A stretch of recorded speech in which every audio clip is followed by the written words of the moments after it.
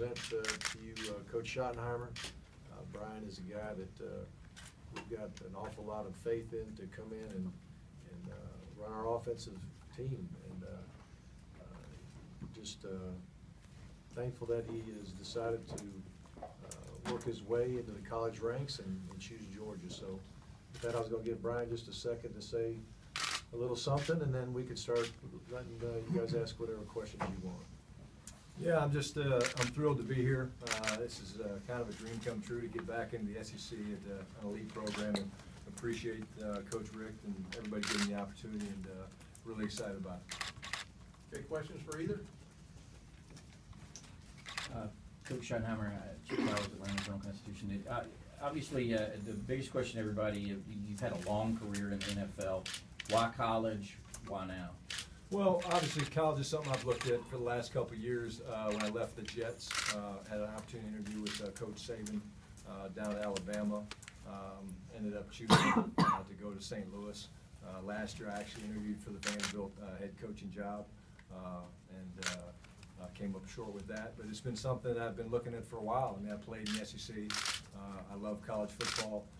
When we're on the road, we obviously get a chance to sit down and watch some games. I'm always tuned into the Saturday afternoon game. And again, just the chance to come to an elite program like this. Obviously, Coach Rick's a huge part of the attraction for me. What they've done here, the history and tradition, was a big part of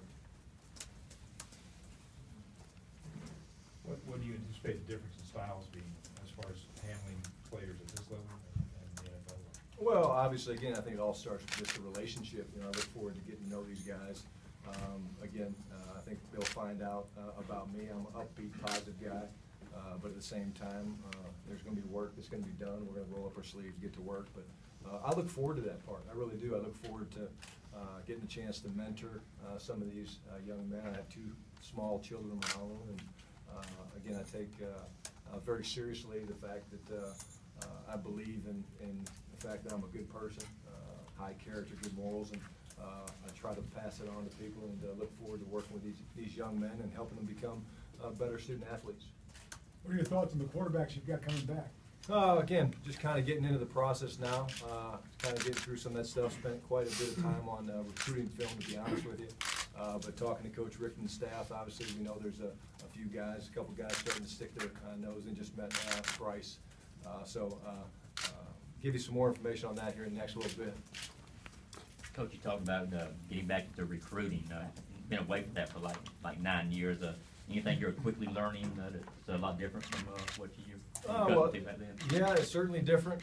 Obviously, the technology I think has changed a lot. I think it sounds like that's a good thing for both the schools and the student athletes.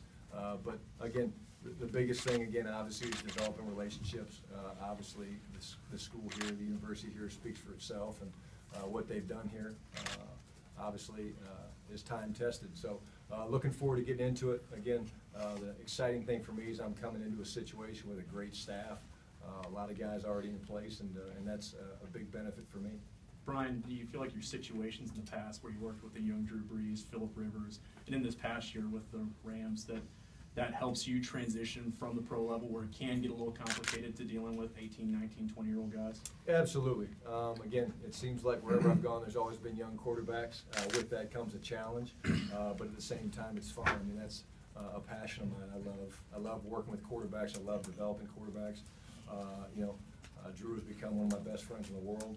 Just the time we spent together, both on the field and in the classroom, and then we've certainly had some success. But again, that's a passion of mine, and something I think I'm pretty good at, and look forward to trying to continue that tradition on here. Brian, this job came open, I guess, before Christmas. How was the process where you and Mark got together, and did you pursue it? Did he come to you? Well, I was having a lot of people pursue this job over time, and I think it seemed like in the middle of or during the bowl time, or the time in Charlotte, that the team was in Charlotte, is when Brian's name first surfaced, or at least began to resonate with me. There was a lot of, as you can imagine, just a lot of texts, a lot of calls, a lot of emails, a lot of people shooting things to the office, an awful lot of interest. And then you have people calling for people, people texting for people, people emailing profiling for people who they would like to get in front of Georgia, in front of my attention. But it seemed like around right in the middle of that, well, I guess early on in that time that we were in Charlotte, it might have been the day after Christmas. I don't remember exactly. And this was something I certainly, this is a place that I had obviously been monitoring. You know, you see a guy like Mike gets a chance to move on, and it was something certainly that, you know, like I said, as I've been watching college football, there's certain guys competed against Coach Rick. And, when I was at Florida, and again, this was one I kind of had my eye on, and so certainly was very interested, and just happy that it worked out. Brian, when you come into an offense that has put up the numbers, been successful, do you try not to, you know, change too much, or how do you approach that? Well, again, obviously it's about sustaining that success. I think that's the goal, that's the objective. Again, I mentioned this earlier, the good thing about me is I'm coming into a situation where there's a bunch of really good coaches on the staff. Again, we're not going to reinvent the wheel. I think philosophically, that's one of the things Coach and I see in this, you know, this program. We see things the same way, the pro-style offense. We're going to run the football. Obviously, that's a big part of what we're doing. And so it was really kind of an easy fit, an exciting fit, because not a lot of teams in college football are doing it that way. Brian, obviously you've had a lot of experience calling plays and designing offense and that kind of stuff. Do you adopt what's been here and what the players already know, or do you come in and it's just a whole new terminology and a whole new playbook? No, I I really believe this. It's easier for me to come in and obviously learn what they've been doing. I think that's what's going to allow these guys to play, you know, fast. Certainly there'll be some things that you know, will have my fingerprint on it. But again, I'm excited about coming in and trying, like I said, to sustain the success that you guys have had here, and it's a big part of it. But again, we got a chance to sit down and talk and visit. It's really not a big difference from some of the things that we were doing. It's really going to be a pretty easy fit, I think. I think the terminology, it's really just a matter of semantics, a matter of how you call something. One of the greatest attractions for me, looking at Brian, is just the fact that we do think a lot alike philosophically, how to run the football, how to throw the football, how to protect, formations, just, you know, run combos at the line of scrimmage. It just, and still, you know, still believing in some two-back running game, but also being able to spread out and go 3 and 4 receiver sets, and you know, take advantage of formations, motions, and be able to protect in a way where we can get 5 guys out, in a way we can get, you know, 4 guys out. You know, we want to be able to. The fact that we do things very much the same, and although we may call it just a little bit different, the big thing is the guts of it is going to be pretty much be very similar. I'm not going to sit there and say we're going to do exactly what we did, because, you know, we do want to know the things that Brian knows and things that, you know, can help us grow as an offensive football team. But we also didn't want to just totally stray away from the success that we've had in the style of play. Marcus, as all these names were rising, what separated Brian from you? Well, I think just really the thought of having a guy that that was, again, very similar in thought, similar in scheme, similar in philosophy, because we run a pro-style attack, and you know, a lot of teams across the country are spreading and doing a lot of zone read with quarterback run and protecting certain ways, and it's just not really been what we're about. You know, we're still very serious about running the ball a certain way, and having the diversity in the passing game to be as sophisticated as anybody in the country, with our protections and with our route concepts. And we're not just throwing 4 verts and some smash routes and stuff here. I mean, we got a pretty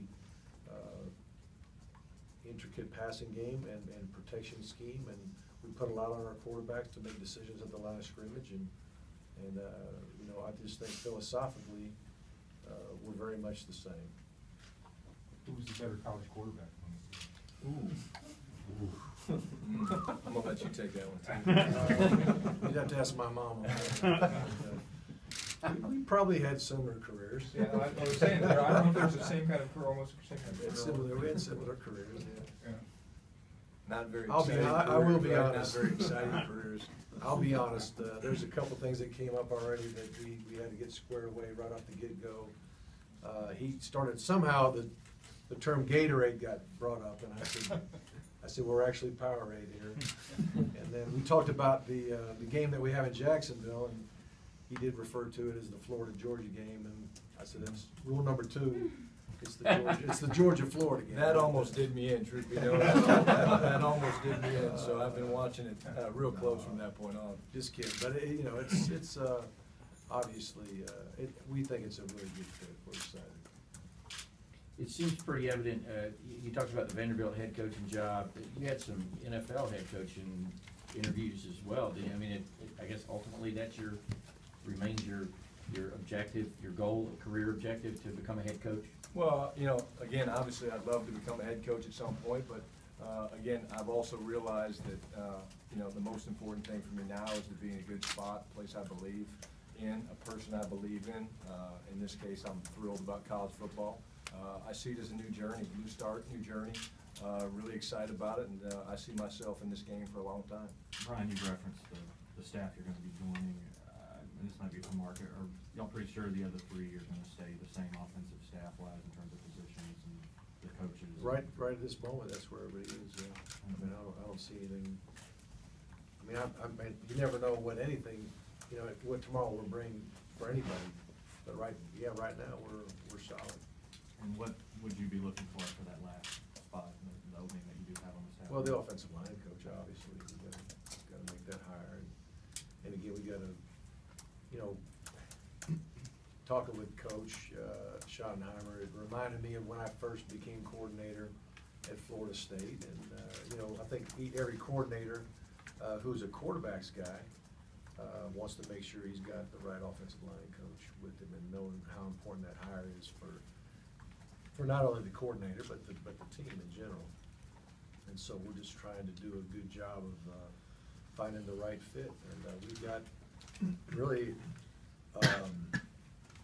quite frankly, a wide range of candidates as far as, you know, some college guys, some guys that have a little more pro experience, some guys have a little bit of college, a little bit of pro experience. But I think one of the biggest things that we're agreeing on is that this guy must be a great fundamental coach, a really good teacher of the run game, a really good teacher of the pass game, a guy that, because we think schematically we can get done what we need to get done. We just got to make sure that whoever's that line coach is going to be able to get our boys to execute. Just like we talked in the bowl game, when we were talking about Coach Lee calling plays and all that. We know the plays. It's just a matter of, you know, is it a good play because of the call, or is it a good play because of how well we executed? And that's the thing. We got to make sure we can execute, and that'll be a big part of the process in bringing in the line coach. Brian, the friends you have in the coaching profession and the members of your family, what did they think of your move from the pros to Georgia? They're excited for me. They really are. I think, again, they see that, you know, my heart's really here at Georgia. Obviously, there's a lot of guys I trust and respect. I mean, I've gotten so many calls truly saying what a great place Athens is. Obviously, many calls talking about Coach Rick, his personality.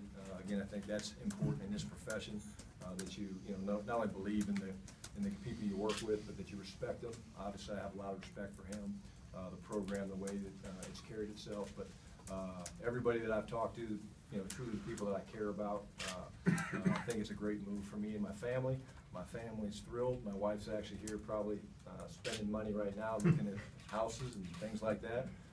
And we're all in, excited and ready to go. A couple inevitable dad questions. What was his reaction specifically to this? You know, I think, again, he trusts my instincts. He just loves the profession of coaching.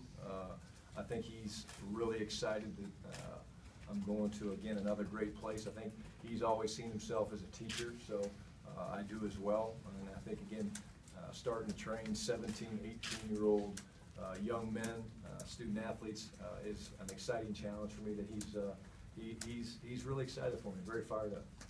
Was it inevitable that you would become a coach? I mean, with the way that you grew up, or was there anything else that you ever wanted to do, Alex? Man, I really wanted to be a golfer, and then I started playing.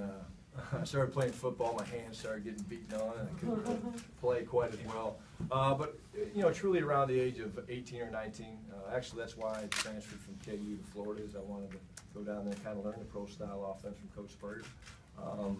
And from that point on, never looked back. And you know, Coach Rick and I have laughed quite a bit just about, you know, that process of going through it and figuring out what you want to do. And some people always ask my dad, they did, you ever try to talk Brian out of getting into coaching? And he said, I thought about it, but the fact that he wanted to do it means that I made it fun for him. I made it, you know, that it was a great profession and something that he wanted to follow my footsteps. So very proud of my father, obviously, but also excited about kind of, you know, carving my own path. Can you give us an idea, Brian, kind of on the timeline? Like, it sounded like everything happened kind of quick from point of interview to being here. Yeah, absolutely. Again, after you know, I saw that the job was open and it became a possibility that there was mutual interest, came and got a chance to visit with the coach and the staff. And again, it just, you know, when you sit down and you do these interviews, a lot of times it's just, sometimes it seems like a natural fit. And I was hoping I'd get a call from Coach and that it would be something that he felt as good about the interview and the connection between obviously not just the two of us but the staff, and was very pleased when he did call. Mark, were you looking for, I don't know if humility is the right word, but the idea that, you know, you weren't going to get someone that was going to come in and try and reinvent the wheel, like you said, and trying to keep the continuity as much as you want? It was important that we found somebody like-minded, but you know, if Coach felt real strong about, you know, using every single bit of his terminology, just as long as it translated to what we know, you know, that's one way to go. But you know, he felt like it might be wise for him to learn a lot of our terms that are. They mean the same thing that he did in the league, but it's more familiar with our guys. He felt like it'd probably be wiser for one guy to learn it rather than, you know, 60 people to learn it. And, you know, and again, we're talking about doing the same blocking scheme, and one guy calls it an ace and one guy calls it a slip. You know what I'm saying? Or whatever it is. So some of those types of things. But, you know, it's just like every offseason, we would go and visit a guy like Coach Schottenheimer in the offseason and say, how can we grow this system? How can we, what do you do in the red zone that might be good? Or, you know, so we're always as a staff trying to grow. And so now we've got a guy like him in the house who's going to be there with all the things and all of his experiences. So there's going to be there'll be some new route concepts. There'll be some new probably ways of running the ball. There'll probably be, we may change, you know, how we do a 2-minute drill or a 4-minute drill, or whatever it is, just, you know, using the you know, vast experiences that he's had. And, you know, so, but again, the core beliefs and the core system are so similar that was, again, one of the main attractions other than his success and his ability to communicate and his ability to,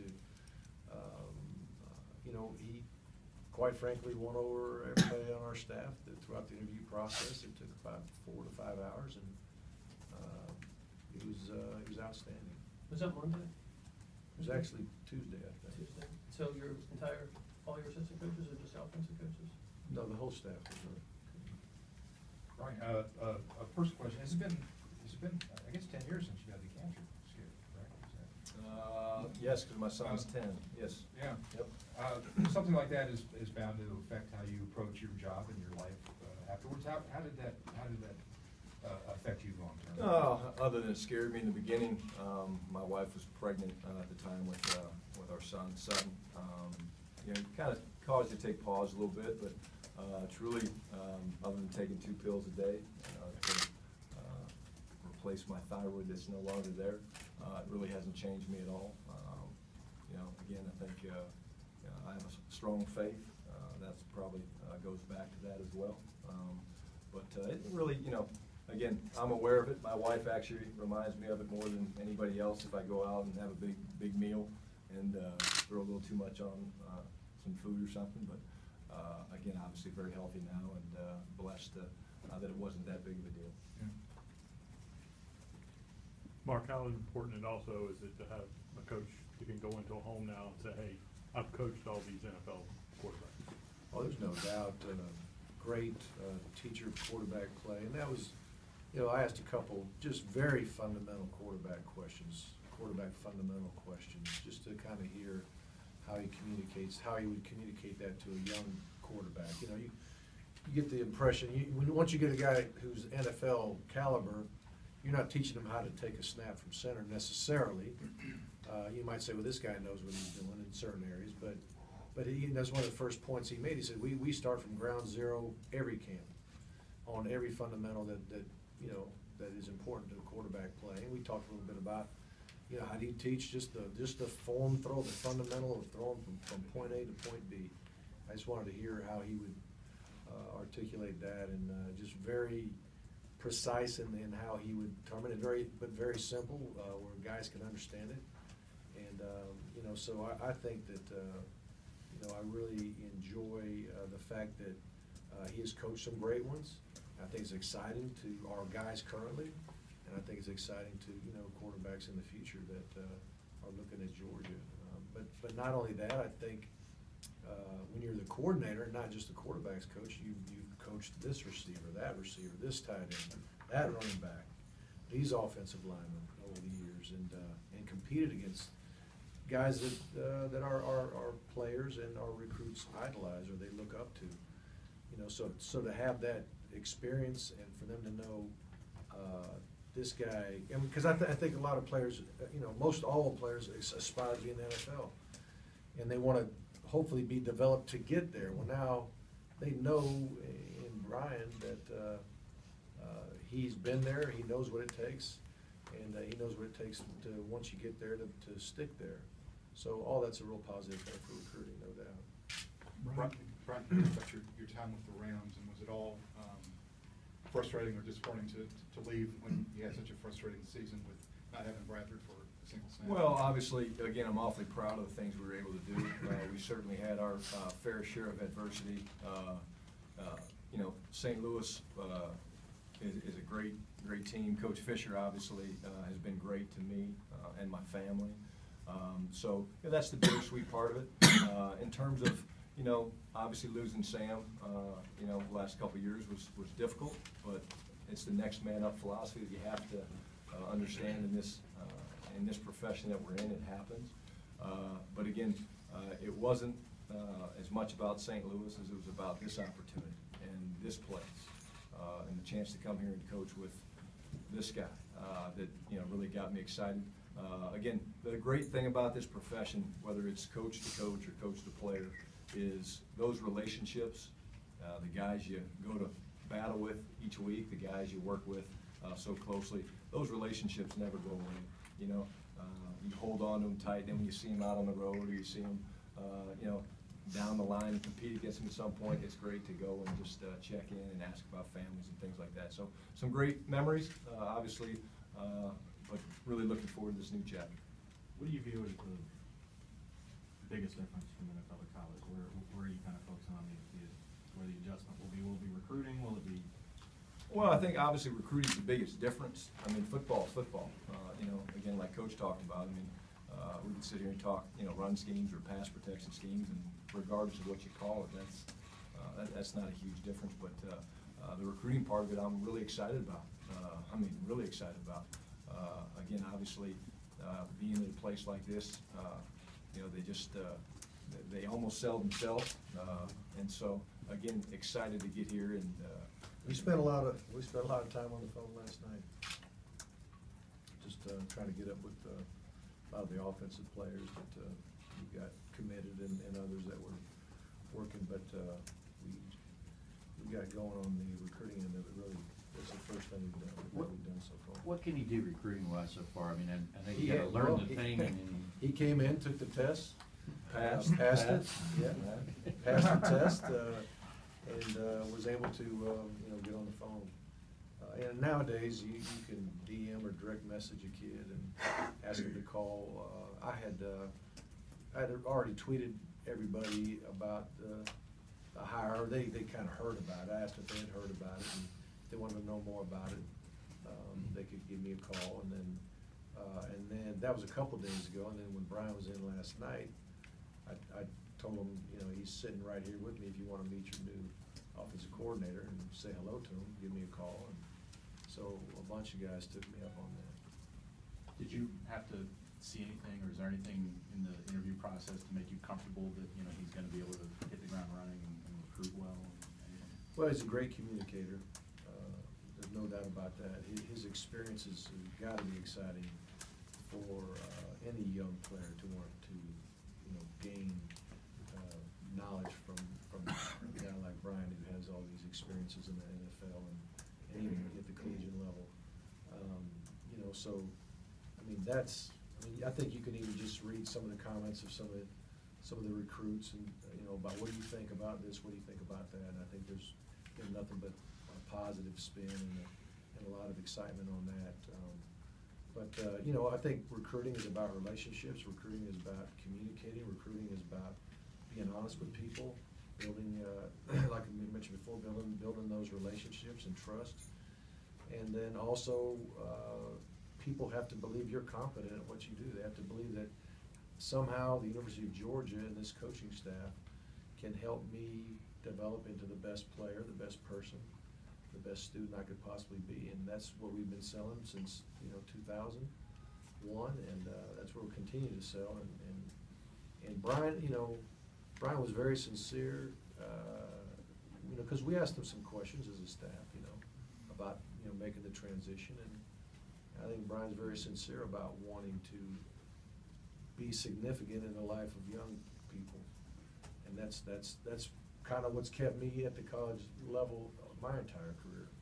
Earlier on, could I have moved on to NFL? I had opportunities, but I always felt like this age group of guys are a group that are still moldable and teachable, and I think we can make a difference in their lives. And I think that's what Brian articulated to the staff about his desire to come back, and also wanted to bless his family through the process. But that's kind of what helped solidify for me that he was serious about coming to this level of football, because it is more than just X's and O's when you deal with college student athletes. Brian, did you have any prior relationships with anybody in that room that was talking to you? No, I didn't. I think I met Coach last year. We came and worked out Aaron here. I think you were stuck somewhere and had to drive up. So he wasn't real friendly maybe at the time, because he'd been in a car I think for a while. But no. But again, it was a real natural fit. It really was. I'm not just saying that. Sometimes you sit in an interview, or sometimes you sit in a place and you can't wait to get out of there. This was not the case. It was great give and take, and again, felt really good about the people, obviously, that coaches surrounded himself with, and guys will be easy to work with. And again, that gets you excited. That gets you excited to want to come to work, and again, kind of walk shoulder to shoulder with these guys, and I'm just thrilled. Brian, Time for one more question? Did you call Mike Bobo when you decided to pursue this, or maybe talk to any other assistants who have been here just to talk about their experience? I've talked to the assistants out here. Coach Bobo reached out to me, which I really appreciate. He sent me a text. Shows the type of person he is. Just say, good luck. You'll love it. But again, getting to know the guys today has been great, and again, look forward to those being long and meaningful relationships. Okay, we'll excuse Coach Schottenheimer. Thank you, guys.